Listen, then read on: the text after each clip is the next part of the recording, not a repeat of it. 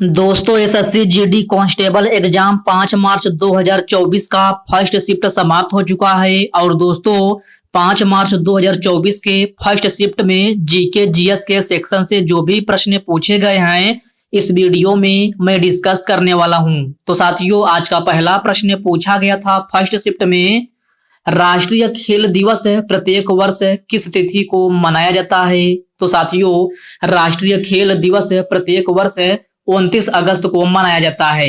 Next question है, भारतीय संविधान का अनुच्छेद 39A किससे संबंधित है। तो साथियों भारतीय संविधान का अनुच्छेद 39A सामान्य न्याय और निःशुल्क सहायता से संबंधित है। ओके फ्रेंड्स, नेक्स्ट क्वेश्चन है, शकूर खान का संबंध किस वाद्य यंत्र से है। तो साथियों आपसे पूछा गया था कि शकूर खान का संबंध किस वाद्य यंत्र से है। तो साथियों इनका संबंध जो है सारंगी वाद्य यंत्र से है। आर्य समाज की स्थापना किसने किया था।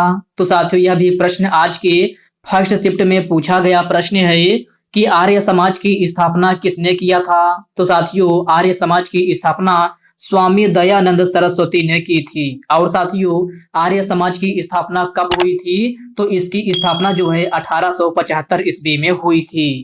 नेक्स्ट क्वेश्चन है, नागरिक उड्डयन महानिदेशालय अर्थात डीजीसीए के वर्तमान अध्यक्ष कौन है। तो साथियों आपसे पूछा गया था कि नागरिक उड्डयन महानिदेशालय अर्थात डीजीसीए के वर्तमान अध्यक्ष कौन है। तो साथियों यह विक्रम देवदत्त हैं। कौन है? विक्रम देवदत्त। सुशील कुमार का संबंध किस खेल से है। तो मेरे प्यारे साथियों सुशील कुमार का संबंध जो है कुश्ती खेल से है। किससे? कुश्ती से। ओके फ्रेंड्स याद रखना यह भी प्रश्न जो है आज के फर्स्ट शिफ्ट में पूछा गया प्रश्न है। छठवीं पंचवर्षीय योजना का कार्यकाल कितना है। तो साथियों छठवीं पंचवर्षीय योजना का कार्यकाल जो है 1980 से लेकर के 1985 ईस्वी तक था। अंबुबाची मेला भारत के किस राज्य में मनाया जाता है। तो साथियों यह भी प्रश्न जो है आज के फर्स्ट शिफ्ट में पूछा गया प्रश्न है कि अंबुबाची मेला भारत के किस राज्य में मनाया जाता है। तो साथियों यह असम राज्य में कामाख्या मंदिर में मनाया जाता है। ओके फ्रेंड्स याद रखना आपसे राज्य पूछा गया था तो आपका सही आंसर जो है असम राज्य हो जाएगा। अगला प्रश्न है ये, भारत में हरित क्रांति का जनक किसे माना जाता है। तो साथियों आपसे पूछा गया था कि भारत में हरित क्रांति का जनक जो है किसे माना जाता है। तो यह आपका एमएस स्वामीनाथन को माना जाता है। किसको? एमएस स्वामीनाथन को। साथियों अगर इस प्रश्न की मैं बात करूं तो यह प्रश्न जो है आज के फर्स्ट शिफ्ट में पूछा गया प्रश्न है। और यह प्रश्न इससे पहले पिछले शिफ्टों में 1 से 2 शिफ्टों में यह प्रश्न जो है पूछा जा चुका है। यह प्रश्न जो है आज के जो है रिपीट हुआ प्रश्न है। कौन विदेश मंत्री के साथ साथ कर्नाटक के मुख्यमंत्री भी रहे हैं। तो साथियों कुछ इस प्रकार से प्रश्न पूछा गया था, स्टूडेंट द्वारा बताया गया प्रश्न है कि प्रश्न पूछा गया था कि कौन विदेश मंत्री के साथ साथ कर्नाटक के मुख्यमंत्री भी रहे हैं। तो यह साथियों एस.एम. कृष्णा थे। कौन? एस.एम. कृष्णा। नेक्स्ट क्वेश्चन है, निम्न में से कौन पी ब्लॉक का तत्व नहीं है। तो साथियों कुछ इस प्रकार से प्रश्न पूछा गया था कि निम्नलिखित में से कौन सा पी ब्लॉक का तत्व नहीं है। तो साथियों इसका ऑप्शन तो हमें नहीं मिला है, बट दोस्तों पी ब्लॉक के तत्व जो हैं boron, carbon, nitrogen, oxygen, fluorine आदि ये सभी तत्व जो हैं पी ब्लॉक के तत्व हैं। साथियों इसके अलावा अगर आपको ऑप्शन में कोई भी दिया गया होगा तो वही आपका सही आंसर हो जाएगा। नेक्स्ट क्वेश्चन है, दीपक कुमार का संबंध किस खेल से है। तो साथियों दीपक कुमार का संबंध जो है मुक्केबाजी से है। किससे? मुक्केबाजी से। अगला प्रश्न है ये, वित्त आयोग में एक अध्यक्ष के अलावा कितने सदस्य होते हैं। तो साथियों यह भी प्रश्न जो है आज के फर्स्ट शिफ्ट में पूछा गया प्रश्न है ये कि वित्त आयोग में एक अध्यक्ष के अलावा कितने सदस्य होते हैं। तो आपका सही आंसर जो है 4 सदस्य हो जाएगा। संगम सभाओं का आयोजन किस शहर में हुआ था। तो मेरे प्यारे साथियों संगम सभाओं का आयोजन जो है मदुरई शहर में हुआ था। कहाँ? मदुरई शहर में। कौन से नृत्य में चेहरे और आंखों की गति भावनाओं और मनोदशा को व्यक्त करता है। तो साथियों कुछ इस प्रकार से प्रश्न पूछा गया था, जिसका सही आंसर जो है कथकली हो जाएगा। जनगणना 2011 के अनुसार जैन, बौद्ध और सिख धर्म तथा मुस्लिम में सबसे कम प्रतिशत किसका है? तो साथियों यह भी प्रश्न आज के फर्स्ट शिफ्ट में पूछा गया प्रश्न है कि जनगणना 2011 के अनुसार जैन, बौद्ध, सिख और मुस्लिम में सबसे कम प्रतिशत किसका है? तो यह जो है जैन धर्म का है। साथियों जैन धर्म का प्रतिशत की बात की जाए तो लगभग यह 0.4% है। कितना? 0.4%, 0.4%। साथियों यहाँ पर 0.4% होगा। नेक्स्ट क्वेश्चन है ये, लेग बाई शब्द का संबंध किस खेल से है? तो साथियों कुछ इस प्रकार से प्रश्न पूछा गया था आज के फर्स्ट शिफ्ट में। साथियों ये प्रश्न थोड़ा से मैंने बदल दिया है। उसमें क्वेश्चन पूछा गया था कि साथियों क्वेश्चन का लैंग्वेज जो है अच्छे से क्लियर हो पाता, बट दोस्तों आपके ऑप्शन में बाई दिया गया था, जो कि आपका सही आंसर हो जाएगा। हो सकता है साथियों आपसे पूछा गया होगा कि लेग बाई शब्द का संबंध किस खेल से है, तो आपका सही आंसर जो है क्रिकेट हो जाएगा। लेकिन आपके ऑप्शन में क्रिकेट से संबंधित प्रश्न पूछा गया था और उसमें बाई ऑप्शन दिया गया था, तो आपका सही आंसर हो जाएगा।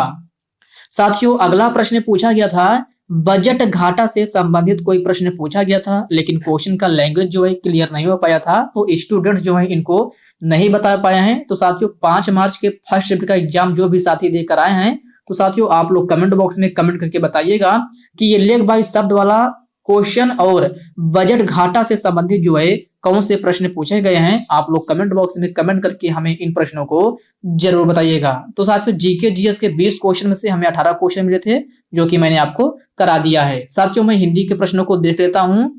साथियों पहला प्रश्न पूछा गया था हिंदी में, शोभा का पर्यायवाची शब्द क्या होता है? तो साथियों यह प्रश्न जो है आज के फर्स्ट शिफ्ट में इंग्लिश हिंदी के पोर्शन से पूछा गया प्रश्न है कि शोभा का पर्यायवाची शब्द क्या होता है।